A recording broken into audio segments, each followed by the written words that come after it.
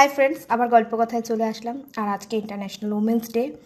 আর আমার তরফ থেকে সেই সব পরিশ্রমী মহিলাদেরকে, যেনারা ঘরে বাইরে সমস্তটা সবার দায়িত্ব হাসি মুখে সামলাচ্ছেন সৎভাবে, তাদেরকে আমি আমার তরফ থেকে আন্তর্জাতিক নারী দিবসের শুভেচ্ছা জানাই।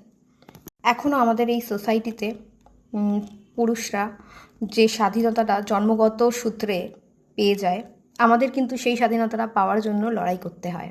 নারীদেরকে তাদের হার্ডওয়ার্ক দিয়ে, পরিশ্রম দিয়ে, বুদ্ধি দিয়ে নিজেদেরকে প্রমাণ করতে হয়।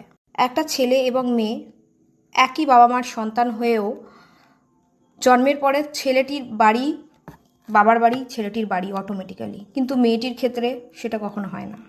তার ক্ষেত্রে শ্বশুর বাড়ি, বাপের বাড়ি, অথচ দুজনেই একই বাবা মায়ের সন্তান, দুজনেরই সমান অধিকার হওয়া উচিত। তবে হ্যাঁ, এ প্রসঙ্গে একটা কথা বলে রাখি, একটা ছেলে যেভাবে পরিবারের দায়িত্ব নেয়, মানে বাবা মায়ের দায়িত্ব নেয়, পরিবার চালানো, সংসার চালানোর পুরো দায়িত্বটা নেয়, সেটা যখন একটা মেয়েও নেয়, তখন সেই মেয়েটারও কিন্তু ছেলেটার মতন সমান অধিকার পাওয়া উচিত। এবং সেই অধিকারটা না দেওয়া হলে সেই অধিকারটা ছিনিয়ে নিতে হয়, সেই অধিকারের জন্য লড়াই করতে হয়, পরিশ্রম করতে হয়। নিজেকে মেরুদণ্ডহীন প্রাণী ভাবাটা কখনোই উচিত না। মানুষের বুদ্ধি, বিবেক, বিবেচনা বোধ যা ভগবান দিয়েছেন সেটাকে অবশ্যই কাজে লাগাতে হবে এবং হার মানলে চলবে না। স্বাধীনতা মানুষের জন্মগত অধিকার। তবে তুমি যদি ঠিক থাকো, তুমি যদি সৎভাবে চলো, সৎপথে চলো, তাহলে তোমার থেকে তোমার স্বাধীনতা কেড়ে নেওয়ার অধিকার কারো নেই।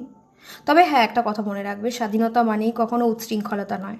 তুমি যখন সবাইকে ভালো রেখে নিজেও একটু ভালো থাকার চেষ্টা করবে, তার মধ্যে কোনো অপরাধ নেই। আমি দেখেছি যে অনেক বয়স হয়ে গেছে, অবশ্য 40-45 পেরিয়ে গেছে, তাও সেই সব মহিলারাও এখনো পর্যন্ত বাড়ির বড়দের, মানে স্বামী বা বাবা বা ছেলে, যাদের ছেলে আছে, তাদের পারমিশন ছাড়া তারা এক পাও কিছু করতে পারেন না, এগোতে পারেন না, এবং তারা সেটা ভালোভাবে মেনেও নেন। আমি অবাক হয়ে যাই। এদিকে পরাধীন ভাবতে আমার গা কাটা দিয়ে ওঠে। তবে হ্যাঁ, ভালোবাসার কাছে পরাধীন হতে ভালো লাগে, তবে কোনো চোখ রাঙানির কাছে না। তবে একটা কথা মনে রাখবে, যে তোমাকে ভালোবাসে সে তোমাকে পরাধীন করে রাখতে চাইবে না। যে পাখিকে ভালোবাসে সে পাখিকে খোলা আকাশে উড়তে দেখতে ভালোবাসে, এবং সে জানে যে উড়তে উড়তে ক্লান্ত হয়ে সে ঠিক বাসায় ফিরে আসবে। পাখির বাসায় তাকে ফিরতেই হবে, তাই তো? আমি এরকম অনেককে দেখেছি যে প্রচুর শিক্ষিত, ওয়েল এডুকেটেড যাকে বলে, কিন্তু এক পা বেরিয়ে একটা বাজার করতে পারে না, একটা কোনো কাজ করতে পারে না, পুরুষের ওপর ডিপেন্ডেন্সি। আমি সেই সব মহিলাদেরকে নিয়ে কোনো কথা বলতে চাই না। আমি পরিশ্রমী মানুষ, এবং আমি সৎভাবে পরিশ্রমী মানুষদেরকে নিয়েই কথা বলতে চাই। আমি এমনও দেখেছি যে গৃহবন্দী হয়ে থাকে, সোনা গয়না নিয়ে বেশ খুশি সে। আমার এগুলো দেখলেই জাস্ট দম আটকে আসে। সোনা গয়না দিয়ে মানুষ খুশি থাকতে পারে? সোনা গয়না মানুষকে খুশি রাখতে পারে? খোলা আকাশে উড়ে যে পাখিগুলো বেঁচে থাকে তারাই অ্যাকচুয়ালি খুশি। খাঁচায় বন্দি থেকে কোনো পাখি খুশি থাকতে পারে না। শুধু ডায়লগ দিলে তো হবে না, সলিউশনেও আসতে হবে। এবার মেন কথায় আসি। স্বাধীনভাবে যদি থাকতে চাও, নিজেদের যোগ্যতা প্রমাণ করতে হবে। শুধু পড়াশোনা শিখলেই, ভালো রেজাল্ট করলেই যোগ্য হয়ে ওঠা যায় না। জীবনটা শুধুই পড়াশোনা দিয়ে চলে না। চাকরি, বিজনেস, প্রফেশনাল ওয়ার্ল্ড, সেটা তো একটা আলাদা, কিন্তু সংসার বলে একটা বস্তু আছে, জিনিস আছে। বুদ্ধিমতী এবং কাইন্ড হার্টেড নারীরাই কিন্তু সেই সংসারটাকে সুন্দরভাবে চালাতে পারে। সংসার সুন্দর হলে সে প্রফেশনাল ওয়ার্ল্ডে অটোমেটিক্যালি ভালো করবে। মনে রাখবে, যার ঘর ভালো তার বাইরের ওয়ার্ল্ডও ভালো হয়। সব কিছুর জন্য যদি তুমি তোমার পুরুষ সঙ্গীকে সব সময়ের জন্য কাজের প্রেশার দাও, এটা এনে দাও, ওটা এনে দাও, এই করো, ওই করো, সে বাইরের কাজ করে আবার তোমার কাজ করবে। এইভাবেই পুরুষের নারীর প্রতি একটা ডিসরেসপেক্ট জন্ম নেয়।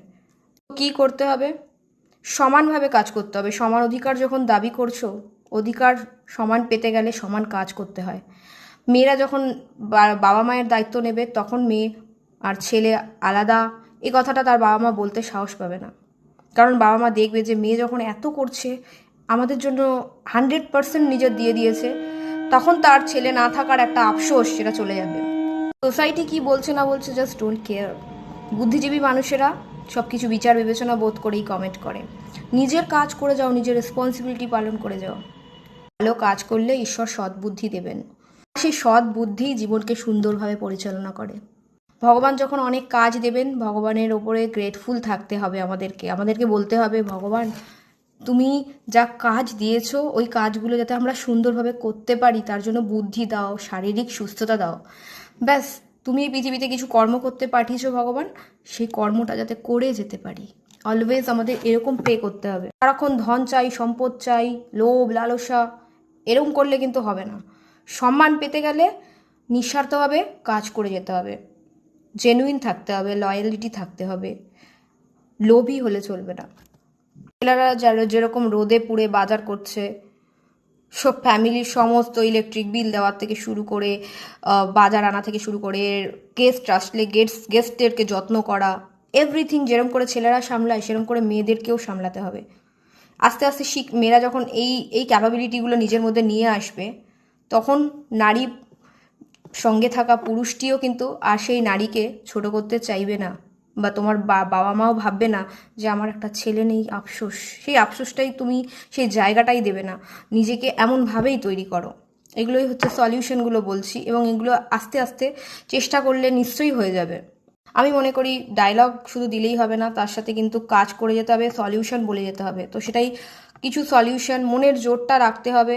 সব সময় ডিপেন্ডেন্সি পুরুষের ওপরে, ভালোবাসার ক্ষেত্রে ডিপেন্ডেন্সি করা যেতে পারে, সেটা একটা আলাদা ব্যাপার, সেটা নিয়ে আমি কিছু বলবো না। বাট কাজের ক্ষেত্রে যদি শুধু পুরুষটাই বেশি কাজ করছে, তুমি বসে আছো অর্ডার দিচ্ছ, আমি দেখেছি এরকম অনেক মহিলা আছেন, খালি অর্ডার দেন ফোন করে, এটা করো ওটা করো, এটা আনো ওটা আনো। সেও অফিস থেকে আসছে, আস্তে আস্তে তারও এত কিছু কিনে আনতে হচ্ছে বাজার দোকান, কিন্তু মহিলাটি বাড়িতে অনেকটা টাইম পাচ্ছে, তাও সে গিয়ে যে একটু আমার পার্টনারের একটু সুবিধা হয় আমি এই কাজগুলো করে নিই, কিন্তু সেটা তিনি করছেন না। তখন কি হচ্ছে, পুরুষের কিন্তু নারীর প্রতি সেই রেসপেক্টটা জন্ম নিচ্ছে না। দোষ আমাদেরও আছে। আমরা যদি অধিকার দাবি করি, আমাদের তার পিছনে খাটতে হবে, পরিশ্রম করতে হবে। তারপরেও যদি আমরা আমাদের অধিকার না পাই, তাহলে আমরা লড়াই তো করবই, কারণ আমরা মেরুদণ্ড নিয়ে জন্মেছি। যেটা ঠিক লাগবে বিচার বিবেচনা বুদ্ধি দিয়ে সেটাই করবে। জীবন একটাই, সুন্দর করে বাঁচো এবং অন্যকেও বাঁচতে দাও। হ্যাপি ইন্টারন্যাশনাল ওমেন্স ডে, শুভ নারী দিবসের শুভেচ্ছা। দেখা হবে পরের ভিডিওতে। টাটা।